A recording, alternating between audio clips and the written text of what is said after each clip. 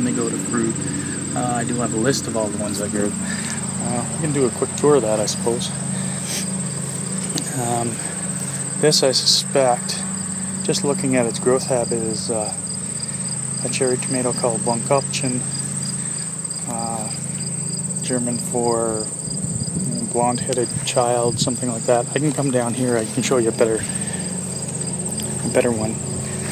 These guys, if you like cherry tomatoes, you can see the masses and masses of flowers you get with these. They're incredible. You can see some back there. They're just, let's see how this selfie stick works for this. Just ripening. Oh, selfie stick's really handy for that. Sorry if you got any vertigo. And so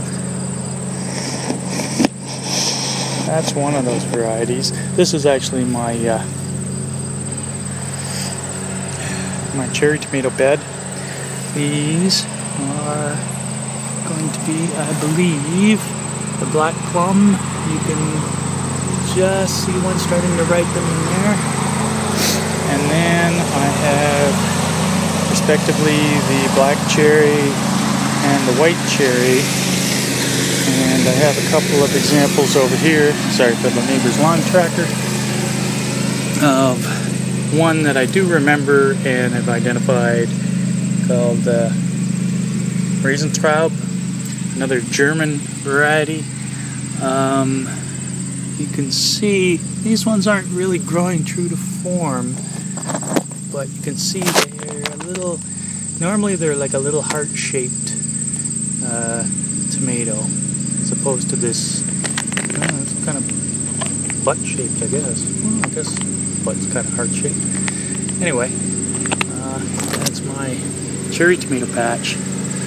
I'm also sharing that with vertical trellising and some cucumbers, which aren't really doing all that well. These are pickling cucumbers, theoretically.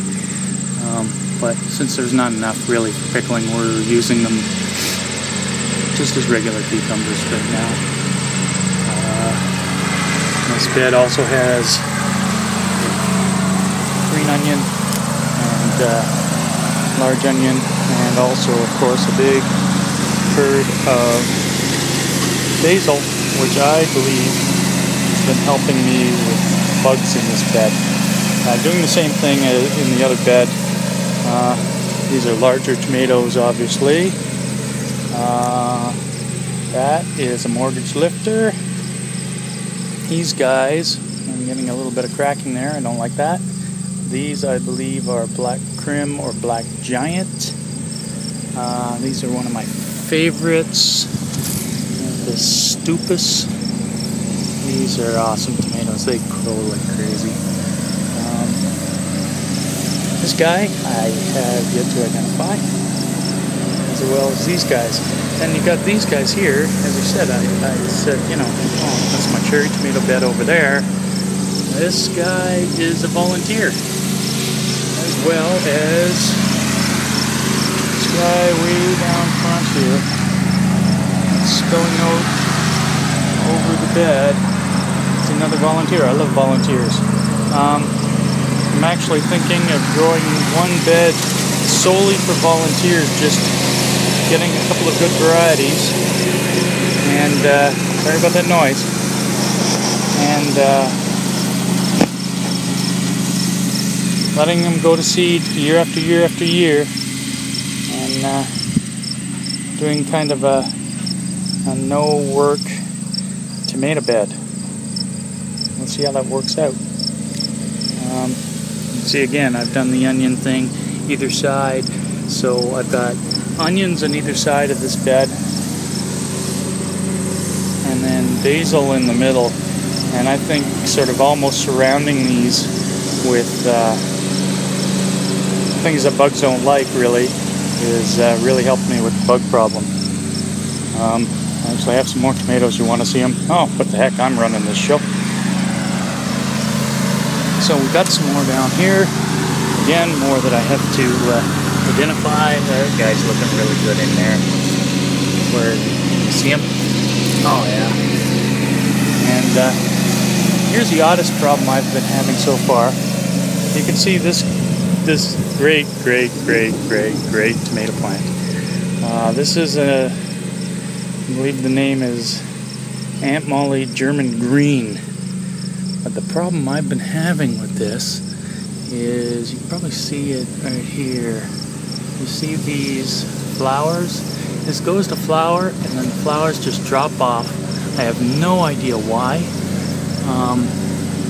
You can see there's another one in behind, hopefully, and it's fruiting. Same variety, same location. I'm at a loss. Any hints, drop them in the comments. Again, I'm using the same kind of strategy where I'm putting basil along the front, and in this case I didn't use any onion, but it seems to be helping out quite a bit. And then the last bed, I might as well hit the last bed because let's do this for completeness. I've got some more basil, some onion in here, and peppers, which are doing miserably. I think my plan is probably to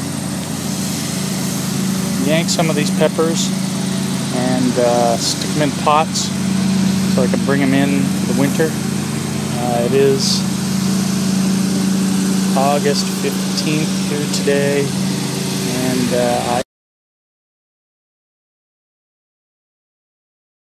oh, geez, sorry about that. The iPhone kind of overheated. Problem with self-facing slopes, I guess. Sometimes you get too much heat. So, as I was saying, these peppers I'm going to pot up while I have a chance, while I have a few months for them to acclimatize to maybe a pot or two, and bring them inside, and hopefully I can overwinter them nicely. Oh, there we go. Baby, can't remember what the variety of these watermelons are called. I'll think of them probably after I stop the video. You can see there's the odd one lurking in there. Oh, there's one right there, right in front of me. There's weed hiding it. And also trying to grow some pie pumpkins, and I think I have, oh, there's one. I have one right there just starting out, so I'm hopeful for these. Anyway, that's a quick look. Questions, comments, please don't be shy. See ya.